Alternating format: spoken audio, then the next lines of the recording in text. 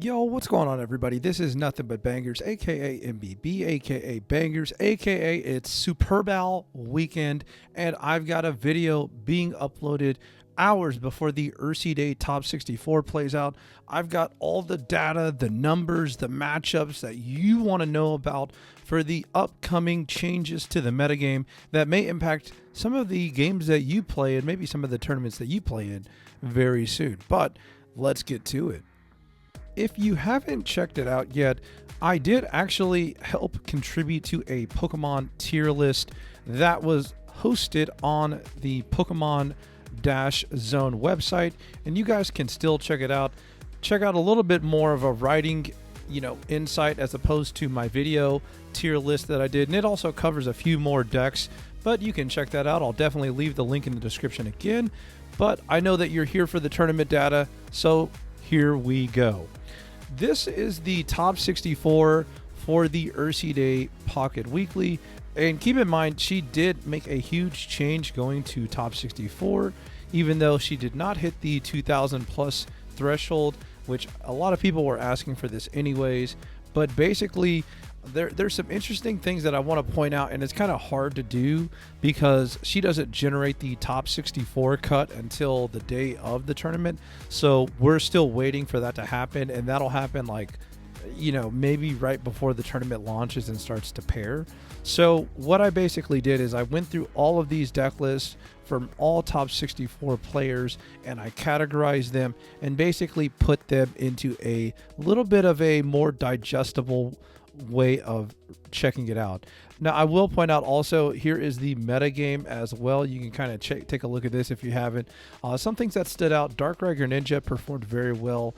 Exeggutor EX and Serebii EX was the MVP of the tournament. We'll talk about that a little bit more.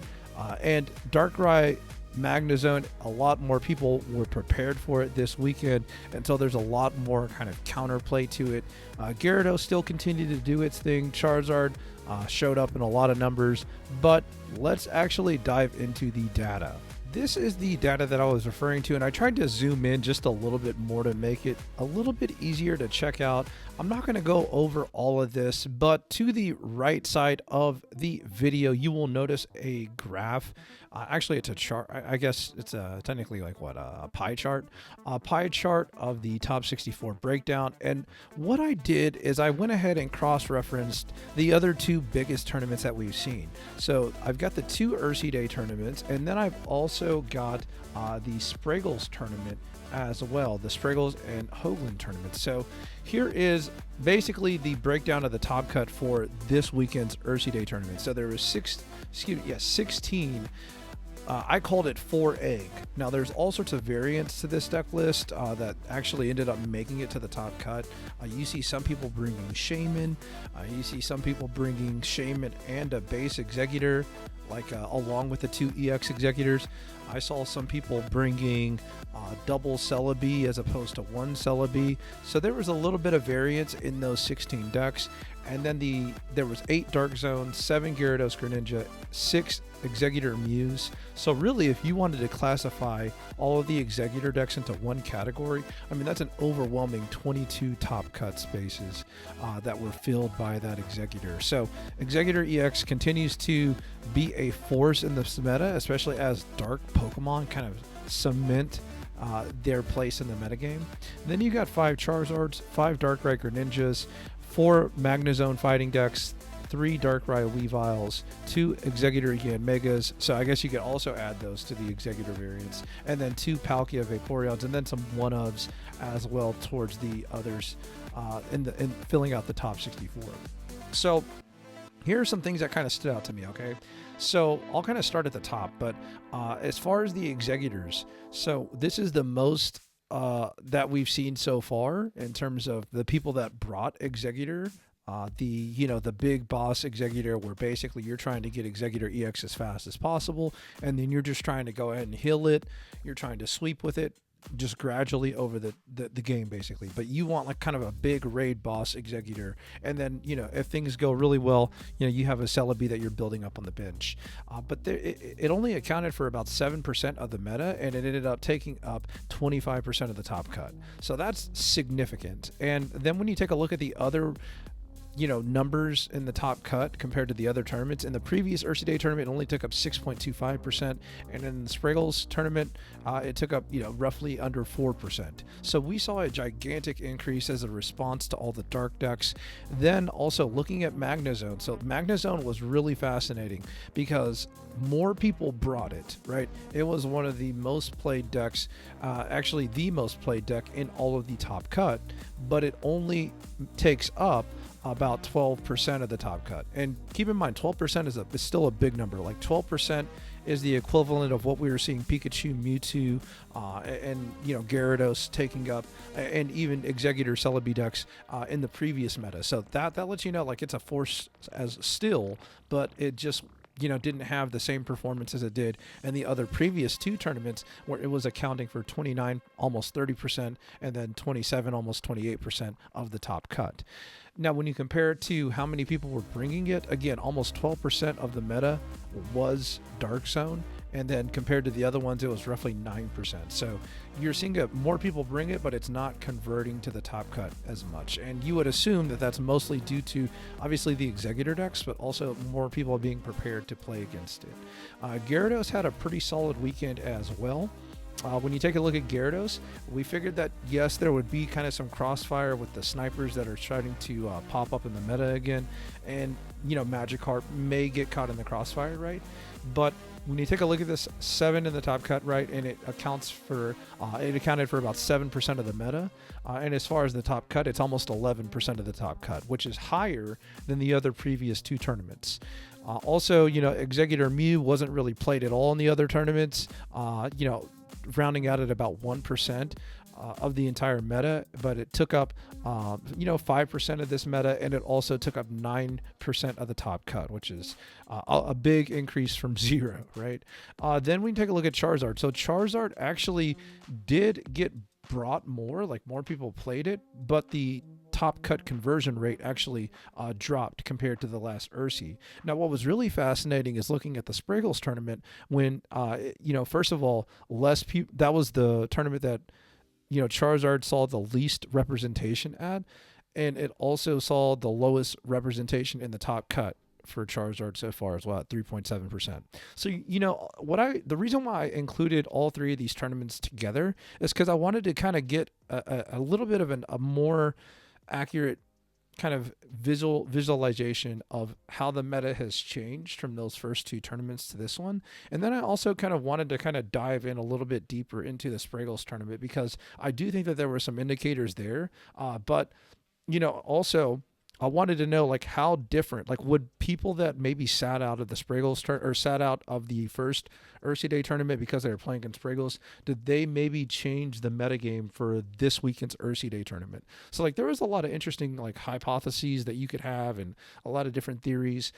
But again, when it comes to the Magnezone fighting deck and the Darkrai Greninja deck, had a much better weekend this weekend as more people brought it, and it converted even more to the top cut. And then also, like, it's worth noting that nobody really brought this deck last week. In fact, like, most people were playing Farfetch'd as opposed to, like, some of the fighting Pokemon. But now it's like there's like no Farfetch'd in most of those Magnezone fighting lists that made the top cut. This was also another interesting one. So Darkrai Weavile. So previously, and again, like, I try to make this big on the screen so you can check this out, but I'm also going to talk about this out loud. But I won't go over all of these. I just kind of want to go over a couple more.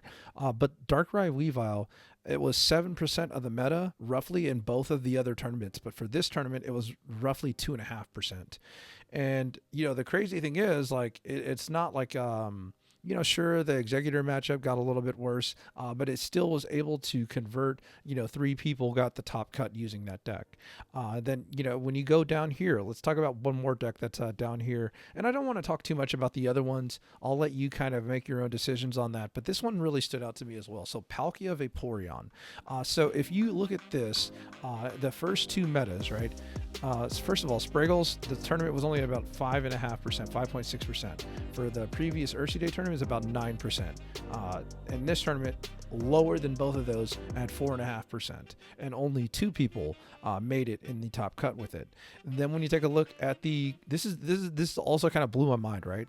So we know that, it was pretty low in the Spraggles tournament. Only 5% of people, or 5% of the metagame was Palkia Vaporeon, and it accounted for 1.85% of the Spraggles top cut. So in other words, like there was like one person playing it in the Spraggles top cut. For the Ursiiday tournament though, it was 17%. So like if you were like studying those two tournaments, you would have been like, whoa. So like either Palkia Vaporeon was really, really slept on, or it's like not really that good. And if you look at the results of this tournament, you'd probably walk away saying, okay, Palkia Vaporeon's probably not, not that good, considering, the play rate dropped on it, the top cut, the people that made top cut with it just really dropped down compared to the last Ursiiday, even though it is, I guess 2 times the amount of people that made it in the Spraggles tournament. But still, like, you just kind of look at this data, and there's definitely some clear winners and clear losers. So kind of like to sum it up, I kind of also like looked at the total representation of like the entire metagame. So what do I mean by that? So basically for this weekend's tournament, all the decks in the top cut, they accounted for roughly 66% of the metagame. Okay, so 66% of the metagame made it to the top cut roughly, right? In terms of like the different decks that were brought.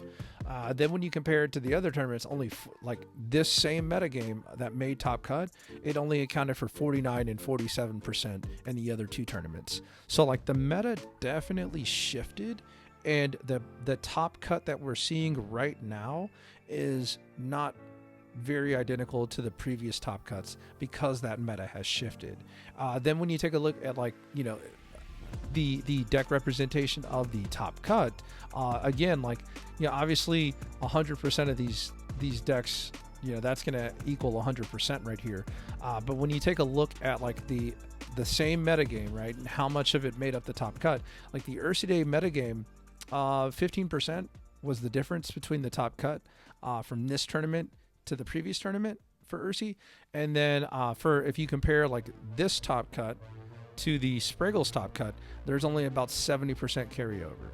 So the metagame has definitely shifted a little bit, and then you can also tell that in the top cuts. So you can tell it basically in the top cut. That's the best way to put it, right? So again, kind of looking at this, it's fascinating to see. It's fascinating to see the metagame change.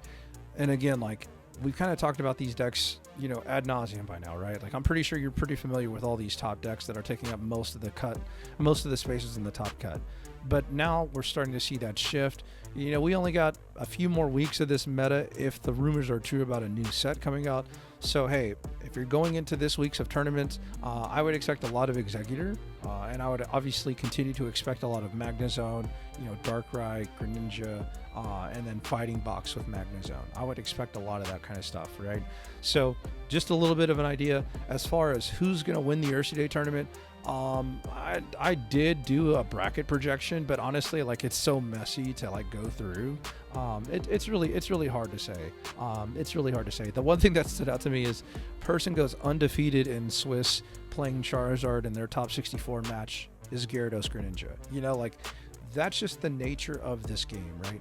You can have an incredible run, be on fire, and then all of a sudden, get your worst matchup roughly in the top cut. So, major kudos to those of you who have made it this far, and I hope, I wish you nothing but good luck. Obviously, if you continue pouring through the data, you'll notice like there's like no Mewtwo, there's no Pikachu that is making it this far now. Pachirisu even had a pretty tough weekend. So, again, we're still kind of having the metagame shift a little bit, but I do think, as always, right, since almost like day one of this game, Exeggutor EX continues to be an absolute unit. So anyways, I don't want to ramble too much. Again, I want to thank you for taking time out of your day for me to be background noise. Maybe you learned something, or hey, maybe it was entertaining to you. But we've got Super Bowl Sunday coming up, so I'm going to go ahead and get off here and relax, enjoy, the rest of my weekend, watching this tournament go down, watching the Superbal, and I'll catch you later on next week. Peace.